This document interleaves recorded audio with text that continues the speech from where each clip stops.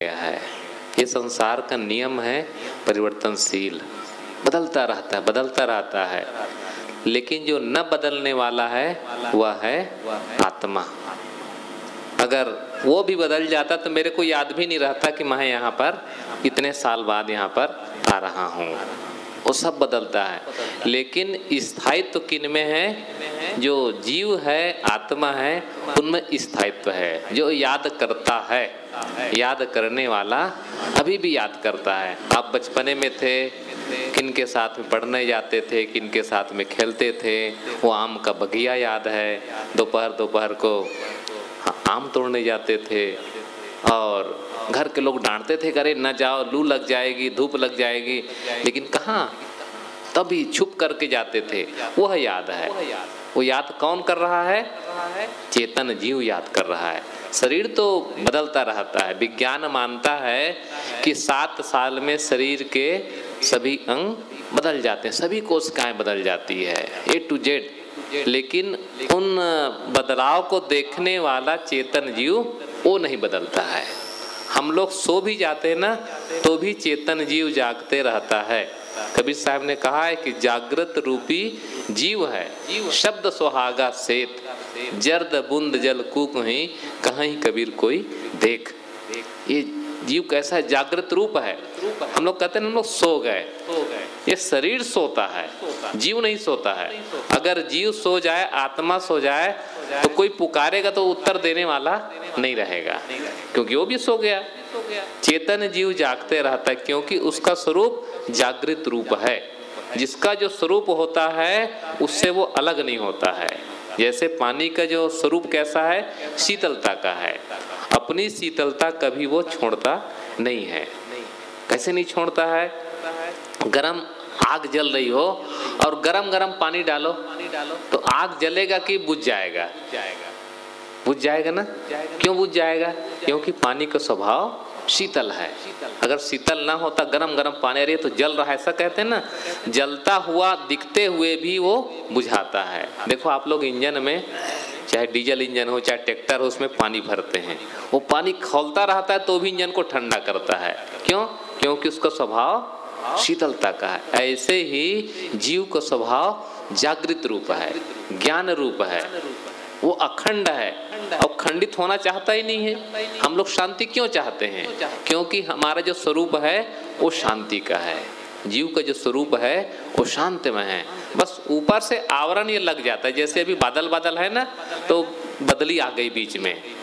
आकाश में कभी उड़िए, हवाई जहाज में चढ़ने का नंबर लगे तो जरूर उड़ना, अनुभव करना कि कैसा होता है। नीचे ऐसे बादल होता है, ऊपर जहाज चल रहा है, फिर बादल होता है। मतलब कई लेयर उसके होते हैं। जैसे दरी बिछा दी जाती है, वैसे बादल बिल्कुल बिछा रहता है। वो बादल के ऊपर चलता है हवाई जहाज।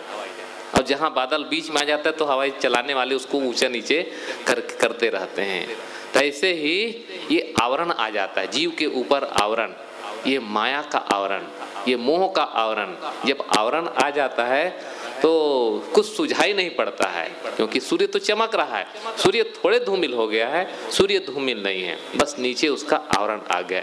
ऐसे ही जीव जागृत रूप है, अजर है, अमर है, अखंड है, अविनाशी, सब उसका गुण है।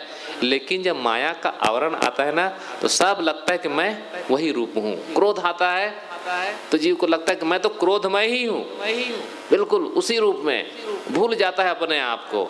लोभ आता है तो लोभमय, मोह आता है तो मोहमय, सब उसी में मानने लगता है। बस आवरण, जैसा आवरण आया वैसा दिखने लगता है। जैसे आप काला चश्मा पहन लेंगे ना तो कैसा दिखता है?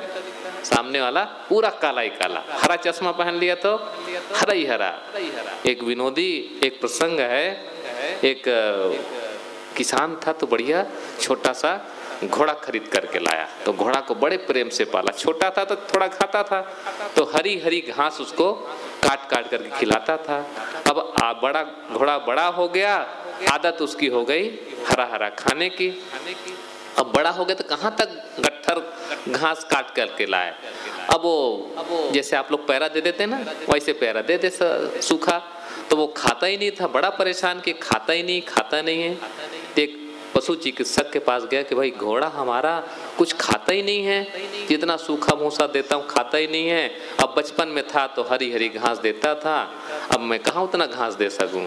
तो कहा अच्छा, डॉक्टर ने कहा कि मैं पर्ची लिख देता हूँ, चश्मा दुकान में चले जाओ और घोड़े के नाप का एक चश्मा हरा वाला बनवा देना। अब उसके नाप का हरा चश्मा घोड़े का बना दिया।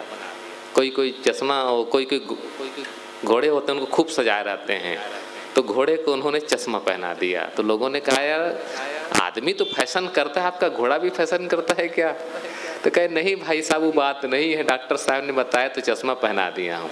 चश्मा पहना दिया, अब ला करके बांधा। अब चाहे सूखा घास दे चाहे हरा घास दे, सब कैसा दिखता है? हरा ही हरा, बड़ा प्रेम से खा रहा है। ऐसे ही हम लोग का आवरण है, हम लोग चश्मा लगा लेते हैं। किसका चश्मा? मोह का चश्मा, लोभ का चश्मा। बस लगता है कि हम वही रूप हैं। तो जैसा हमारा चश्मा होता है वैसे ही हम देखा करते हैं। जीव का स्वरूप इन सबसे निर्लेप है, लेकिन हम उस बात को नहीं समझ पाते हैं। और जीव का स्वरूप जैसा होता है उसमें मिलना चाहता है, तो हम लोग उसको सुख देना चाहते, शांति देना चाहते, तो अलग अलग माध्यम से देना चाहते हैं। उसको सुख चाहिए तो थोड़ा सुख वहाँ से दे दिए, थोड़ा सुख चीज़ों से देना चाहते हैं। चीज से आत्मा को सुख शांति नहीं दे सकते हैं। चीज तो क्षणिक है, जो चीज क्षणिक होगी तो क्षणिक आनंद देगा, जो चीज स्थायी होगी वह स्थायी आनंद दे सकता है। कोई भी पदार्थ वो क्षणिक है। ये जवानी हमारी क्षणिक है। कितने दिन की है? 4 दिन की चांदनी फिर अंधेरी रात, 4 दिन की जवानी है। गुरुदेव जी की भाषा में कहें तो गुरुदेव जी कहा करते थे कि जवानी 30 भय तब खीस भय। 30 साल हो गई तो जवानी जानो खिसक गई। और 40-50 पर नाम न लीजिए, और 60 पर ब्याह की चाह जगे तो निकाल के जूता कपार पे दीजिए। गुरुदेव जी कहा करते थे 30 हो गई तो